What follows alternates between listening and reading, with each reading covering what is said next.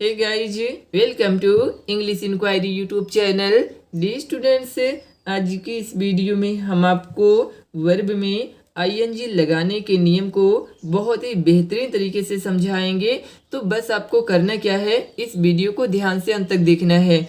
चलिए देखते हैं। हमारा पहला नियम है, जब क्रिया के अंत में ई रहता है तो आईएनजी लगाते समय ई को हटा दिया जाता है। जैसे यहाँ पर मेक है ना, तो यदि हम यहाँ पर आईएनजी लगाएंगे तो इस ई को हटा लेंगे। तो क्या कर देंगे, यहाँ पर एम ए के इस ई को हटाना है, इसके बाद जोड़ लेना आईएनजी। ये हो गया मेकिंग। ठीक है। अब जैसे दोस्तों यहाँ पर है कम, तो देखिए इसका लास्ट लेटर क्या है, ई है। और नियम भी कहता है कि जब क्रिया के अंत में ई रहता है, तो यहाँ पर ई है तो आईएनजी लगाते समय ई को हटा दिया जाता है।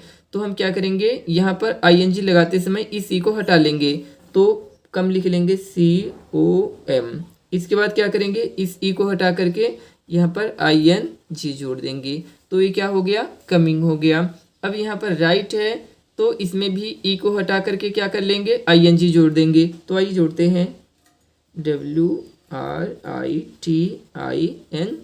ये हो गया राइटिंग। चलिए अब हम दूसरे नियम को समझते हैं। देखिए दोस्तों, यदि वर्ब के अंत में कोई एक ही व्यंजन हो और उससे पहले कोई एक ही स्वर यानी कि AEIOU हो, तो ऐसे शब्दों में ING लगाते समय अंतिम अक्षर डबल हो जाता है। नहीं समझ आया, कोई बात नहीं, फिर से समझाते हैं।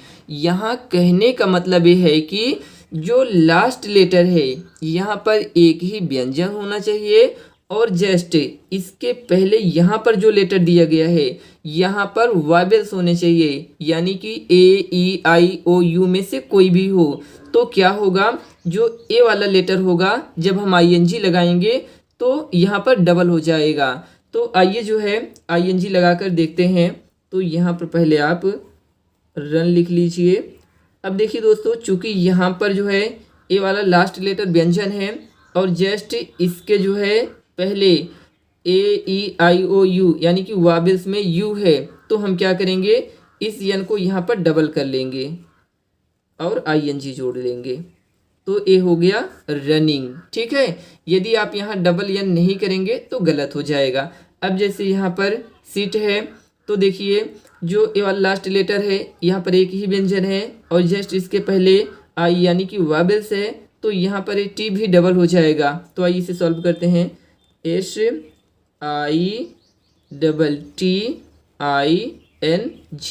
ये हो गया सीटिंग। अब जैसे यहाँ पर कट है, तो यहाँ भी देख सकते हैं कि जो लास्ट लेटर है ए वाला है व्यंजन और इसके पहले ए वाला लेटर क्या है, ए वाला है स्वर। तो यहाँ पर होगा क्या कि ये डबल टी यहाँ पर हो जाएगा जब ING जोड़ेंगे। तो आइए इसे सॉल्व करते हैं। CUTTING,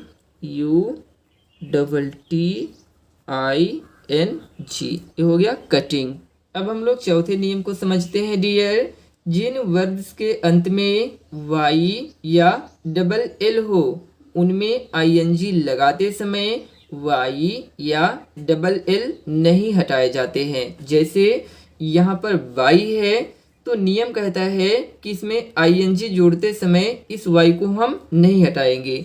तो इसे हम कैसे लिखेंगे, इस तरीके से लिख लेंगे, BUYING। यहाँ पर आपको Y नहीं हटाना है। अब जैसे यहाँ पर प्ले है, तो यहाँ पर ING जोड़ते समय क्या करेंगे, इस Y को नहीं हटाएंगे, सेम टू सेम रहने देंगे। तो PLAY, बस ING को जोड़ लेंगे। तो ये हो गया प्लेइंग। अब जैसे यहाँ पर काल है, तो इसमें ING जोड़ते समय दोस्तों हम क्या करेंगे, इस डबल L को नहीं हटाएंगे, बस यहाँ पर हम ING को जोड़ लेंगे। तो ये हो जाएगा कालिंग। चलिए पांचवें नियम को भी समझ लेते हैं।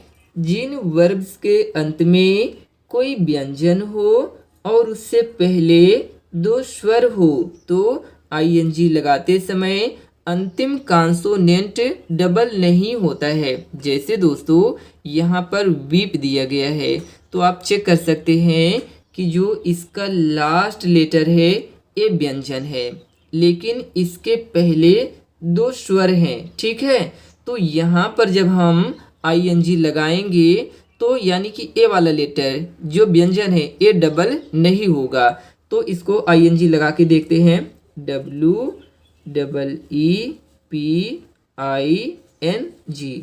ये हो जाएगा वीपिंग। इसके बाद यहाँ पर रीड है, तो यहाँ पर भी देख सकते हैं कि जो इसका लास्ट लेटर है ये तो है व्यंजन, लेकिन इसके इधर साइड में दो क्या है, स्वर है, एक ए है एक ई है। इसलिए यहाँ पर भी जो है जब आईएनजी हम लगाएंगे तो ये डी डबल नहीं होगा। तो इसमें भी हम क्या कर लेंगे, रीडिंग, READING। आई होप दोस्तों आपको सारे नियम बहुत ही अच्छे तरीके से समझ आ गए होंगे। यदि यह वीडियो आपको अच्छी लगी हो तो प्लीज़ चैनल को लाइक करके सब्सक्राइब भी कर दीजिए इसी तरह की इन्फॉर्मेटिव वीडियो देखने के लिए। Thanks for watching my video, take care, bye bye.